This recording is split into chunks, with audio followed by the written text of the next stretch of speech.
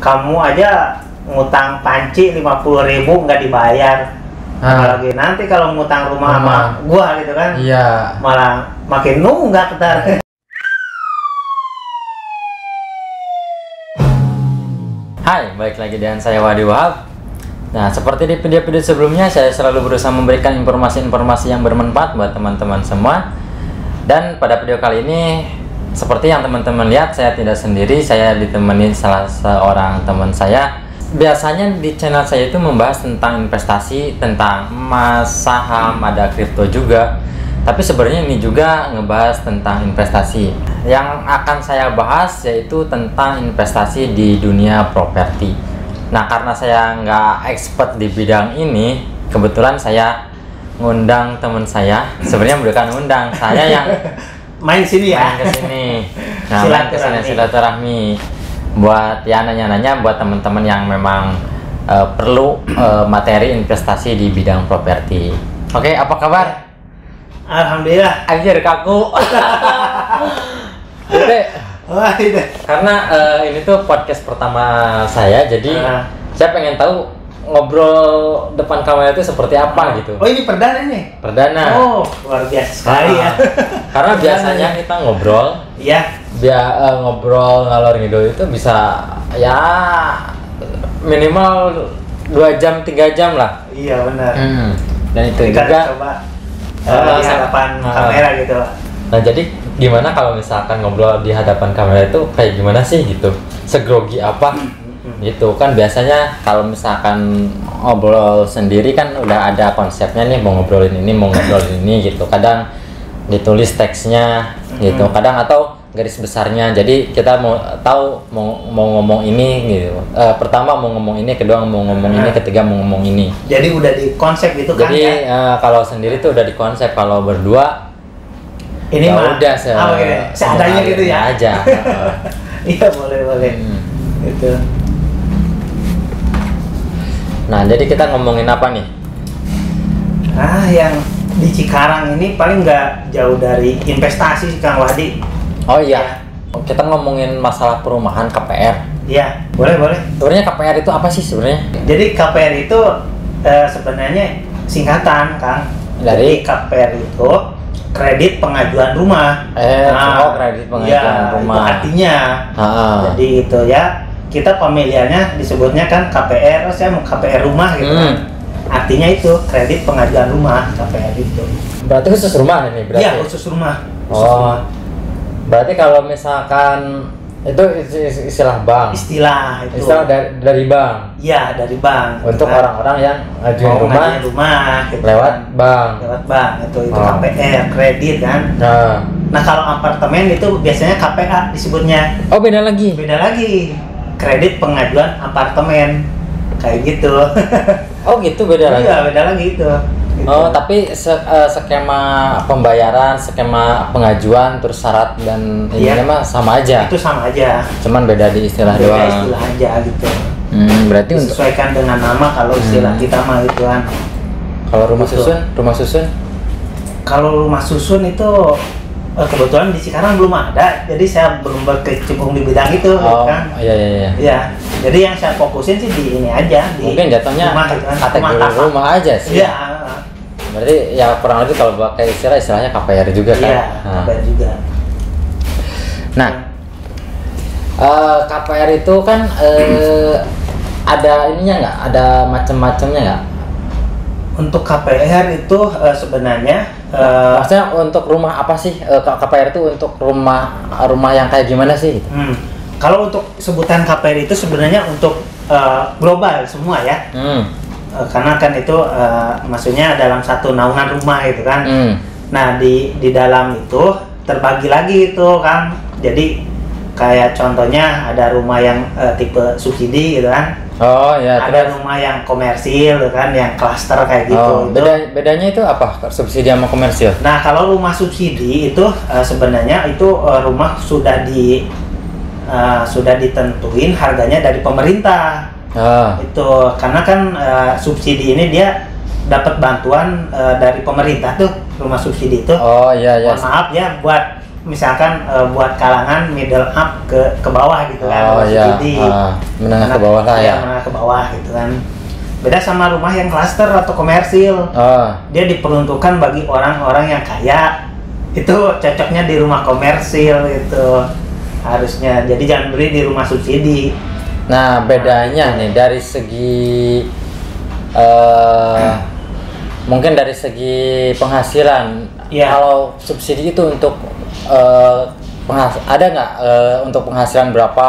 Komersil untuk penghasilan berapa? Oh jelas itu ada. Oh ada kategorinya. Ada itu kategorinya itu. Nah rumah subsidi itu karena peraturannya sudah ditentukan sama pemerintah gitu kan. Nah jadi untuk rumah subsidi itu maksimal penghasilannya ya untuk peraturan yang baru ini untuk orang yang single belum menikah itu maksimal di 6 juta. Maksimal untuk take home pay penghasilannya. Itu misalkan Kang Wadi penghasilannya 7 juta nih single belum menikah. Itu nggak bisa. Oh nggak bisa. Bisa. Penghasilannya harus di bawah 6 juta. Penghasilan atau gaji? Penghasilan keseluruhan. Oh berarti. Gitu. Oh ya. Berarti antara penghasilan dan gaji itu beda. Beda itu. Jadi take home pay itu dihitung keseluruhan. Oh keseluruhan penghasilan. Lembur kan. Biaya tunjangan makanan segala macam gitu. Itu. Kalau gaji pokok doang kan biasanya dihitung sesuai UMR ya. Ini dihitung take home pay semua. Oh ya, yang diterima oleh kita. Ya benar. Di rekening gitu. Oh berarti bisa dong gaji, misalkan gaji pokoknya 7 juta karena banyak hutang di perusahaannya, kepotong ini dapatnya 6 juta kurang. Oh itu bisa. Oh bisa. Iya bisa. Berarti curhatin ya. Itu bisa Kang. Nah terus yang kedua. Itu kan tadi yang single ya? Single. Nah, yang kedua itu yang udah menikah. Nah, yang sudah menikah itu maksimalnya di 8 juta. Ya, buat teman-teman ini di 8 juta untuk menikah. Nah, itu nggak boleh lebih rendah di 6 juta. Nggak boleh rendah di 6 juta. Nggak boleh lebih di 8 juta. Iya, benar gitu. Jadi range-nya 6 juta sampai 8 juta. Oh, karena kalau udah menikah mungkin resikonya beda. Ya, sama ada kayak biaya kebutuhan buat hidup, buat anak, buat istri kan anak berapa gitu. Nah, itu alokasinya beda lah. Iya. Jadi seperti itu untuk kisaran take home pay-nya untuk rumah subsidi. Nah, tadi tanya bagaimana untuk rumah klaster gitu aja. Komersil. Nah, rumah komersil itu gaji lebih gede itu lebih bagus. Oh, gaji lebih gede lebih bagus. Nggak ada batas maksimal. Nggak ada batas maksimal gitu. Cuman ada batas minimalnya nggak? Minimalnya itu kita dilihat dari angsuran Kang. Contoh misalkan rumah komersil itu angsurannya 2.500.000. Iya. Nah, itu kita dikali 3 dulu. Kali 3? Iya. 2.500.000 dikali 3 berapa? 7.500.000. 7.500.000. Nah, kita bisa pengajuan di take home pay-nya misalkan di 9 juta itu udah masuk. Dengan catatan gitu. Kita nggak punya hutang. Oh, nggak punya kreditan. Iya, gitu. Kreditan. Kalau lagi ngeredit motor ngambil rumah? Kredit motor ngambil rumah subsidi apa komersil? Komersil. Komersil itu bisa. Yang penting gajinya masuk. Gitu. Oh, yang penting masih istilahnya masih dalam hitungan. Spare-nya masih banyak. Iya, benar. Misalkan gaji 10 juta, setoran motor 1 juta. Itu kan sisanya masih banyak tuh. Cicilannya 2,5 juta, berarti masih bisa itu. Masih bisa. Untuk dengan catatan lagi, angsuran motornya jangan telat. Oh, angsuran motor jangan telat. Iya, jangan sampai nunggak gitu. Oh. Yang dikhawatirkan nanti kena day checking gitu kan. Oh, karena angsuran di ininya kecek ya kecek nanti di OJK sekarang untuk ngeceknya. Kalau gitu berarti bisa ditanyain dulu dong, misalkan kita punya angsuran ini nih, mau ngambil ini rumah. Angsuran ini kira-kira saya punya angsuran mau ngambil rumah, tapi kira-kira aman gak nih, diterima gak nih gitu. Takutnya udah masuk booking fee, udah masuk DP, tahu-tahu ditolak gitu. Ditolak gitu ya. Kan sayang gitu kan. Nah, itu bisa di kita itu kita bisa. Jadi ketika konsumen datang, kita menawarkan untuk konsultasi dulu Kang. Jadi si konsumen ini nggak nggak langsung disuruh booking. Nah, kita menawarkan konsultasi solusi gitu. Jadi kita gali dulu permasalahannya di mana gitu kan. Permasalahannya ini lowbat materi. Ayo, Bapak masih kuat ya kan? Nah, jadi kita gali dulu konsumen ini, dia punya hutang enggak, terus dia punya riwayat histori dulu, misalkan dia pernah kredit panci, laku kan, ternyata nggak distorin, nah itu udah kena BI checking. Laku kena ini, itu kena kayak pinjaman online yang diawasi OJK itu kena semua. Ketahuan itu, Shopee Pay Letter kan, iya itu kena. Oh bisa itu ketahuan. Oh. Misalkan Kang Wadi di situ beli pulsa yang 5.000 ya, nggak pernah dibayar itu berapa bulan, nah itu udah kena BI checking. Oh gitu. Iya. Nah, ketika kita sudah tahu nih si konsumen ada masalah sini, nah kita cari solusi yang lain. Nah, karena kalau kita paksain juga ya di situ ya nggak bakal di ACC gitu. Oh, tetap nggak bakal bisa. Bisa, iya.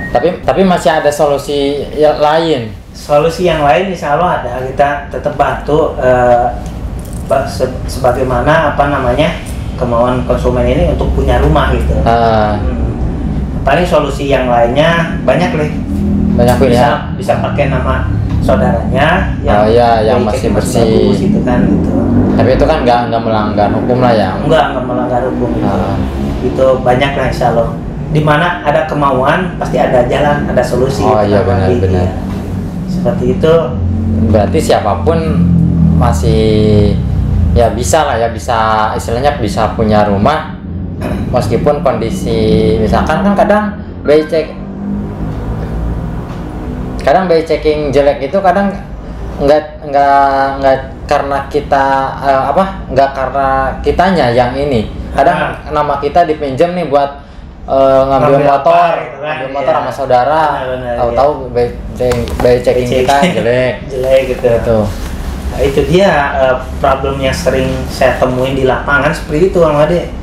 Jadi misalkan si A ini kan dia kerja di PT nih, nah saudaranya ini pengen ngambil motor kan otomatis si A ini punya aplikasi lah istilahnya, pinjam ini, taunya motornya itu nunggak, nah itu jadi masalah juga itu. Nah gitu.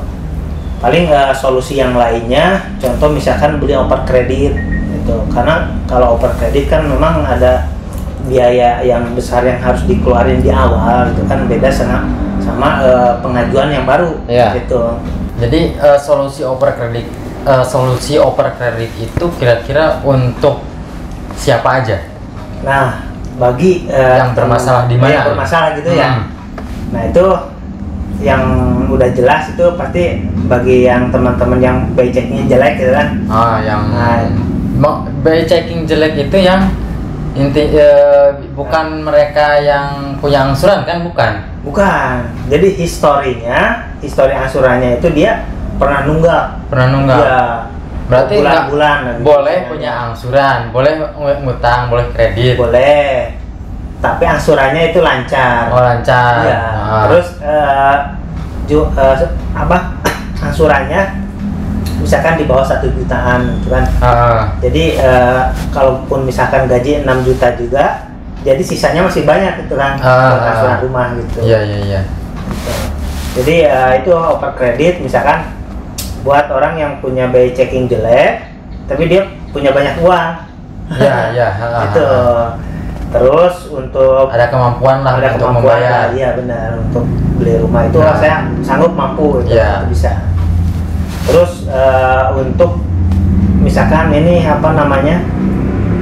kayak para pedagang nih kan, pedagang keliling gitu kan, itu kan dia pengajuan pakai wirausaha juga, dia nggak ada buat ininya gitu, istilahnya buat kwitansi laporan keuangan, terus dari siupnya kan surat izin usahanya gitu kan, itu nggak ada yang keliling gitu kan. Ya, secara administrasi itu nggak bisa ada berkas ini bukti usaha saya gitu, nggak ada. Benar itu memang agak sulit harus seperti itu, kecuali yang wirausaha ada tokonya tetap di sini gitu kan, nah itu bisa. Yang penting BI checking itu kembali lagi BI checkingnya harus bagus gitu. Tapi kalau BI checking mah mau yang kerja atau usaha ya, pasti dicek kan? Pasti dicek itu, paling utama itu. Oh gitu. Iya. Karena dari bank itu ngelihatnya sih karakter orang ini gitu kan. Oh iya. Karakter secara administrasi, secara keuangannya maksudnya gitu ya kan? Iya. Secara orang itu, contohnya gini logikanya, kamu aja ngutang panci 50.000 nggak dibayar. Apalagi nanti kalau ngutang rumah sama gua gitu kan, malah makin nunggak ntar. Yang kecil aja susah apalagi yang gede. Benar itu kan kalau ngutang sulit sih. Oh iya, berarti untuk teman-teman yang BI checkingnya kurang bagus,